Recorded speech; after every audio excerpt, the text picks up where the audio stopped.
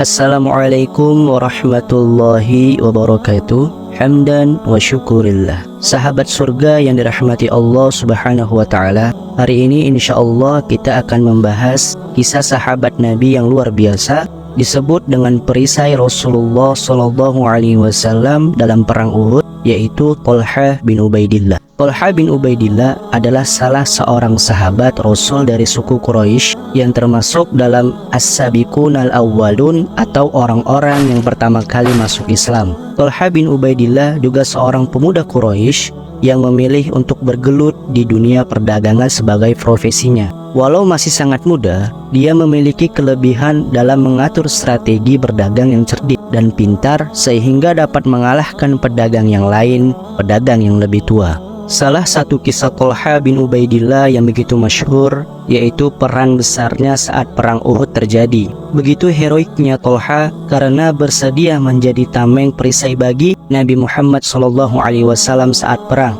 hingga tubuhnya diserang panah serta senjata perang yang lain. Memiliki kepribadian yang begitu pemurah dan juga dermawan di samping keberaniannya. Inilah kisah Thalhah yang begitu ikonik terjadi saat perang Uhud. Perang Uhud sendiri merupakan perang lanjutan setelah sebelumnya kaum Quraisy kalah pada perang Badar. Hingga karena itu mereka dikobarkan dengan amarah akibat dendam kekalahan sebelumnya. Meski begitu, sebenarnya pasukan muslim akan mendapatkan kemenangan pada waktu itu andai pasukan pemanah di atas bukit mendengarkan perintah Rasulullah untuk tetap berjaga di atas. Posisi menjadi berbalik saat mereka menuruni bukit untuk mengambil harta rampasan perang. Karena terdesak, Thalhah bin Ubaidillah dari Muhajirin serta 11 orang Ansor melindungi Rasulullah dengan mengantar beliau menuju ke atas bukit. Sayangnya, tentu karena posisi berbanding terbalik dan kaum muslimin saat itu terdesak,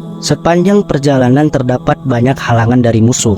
Satu persatu pun kaum Ansor jatuh bertumbangan, sementara Thalhah bertahan untuk mendampingi Rasulullah menuju bukit. Dia memeluk Rasulullah dengan tangan kiri serta dadanya, kemudian mengayunkan pedang di tangan kanan ke segala arah untuk menghalau panah yang datang. Dia juga berani mengayunkan pedang ke musuh yang mengerubungi tanpa memperdulikan tubuhnya yang terluka akibat sabetan pedang dan panah. Total terdapat sekitar 70 anak panah yang menancap pada tubuh Thalhah dengan jari yang putus. Karena inilah dia mendapatkan gelar Asy-Syahidu Hayyu atau seorang syahid yang hidup. Karena banyak yang mengira bahwa Thalhah telah syahid dalam peristiwa itu, namun ternyata dia masih hidup.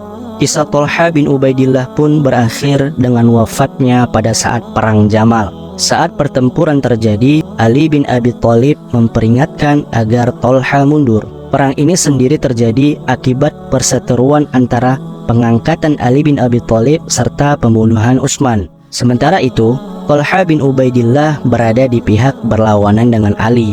Thalhah pun keluar dari pasukan saat teringat bahwa perkataan Rasulullah, orang-orang yang memerangi Ali adalah orang yang zalim. Hingga kemudian ada sebuah anak panah yang mengenai betis Thalhah bin Ubaidillah, menancap dengan luka yang terlalu dalam. Beliau pun akhirnya wafat di usianya yang ke-60 tahun. Tubuh Thalhah bin Ubaidillah dikuburkan di sebuah tempat dekat padang rumput Basrah. Rasulullah sendiri suatu ketika pernah berkata kepada para sahabatnya mengenai Thalhah bin Ubaidillah, orang ini adalah orang yang termasuk gugur, dan barang siapa yang senang dengan melihat seorang syahid berjalan di atas muka bumi, maka lihatlah Thalhah. Subhanallah, kisah yang begitu luar biasa. Insya Allah kita dapat mengambil pelajaran dari kisah di atas. Terima kasih yang sudah menonton.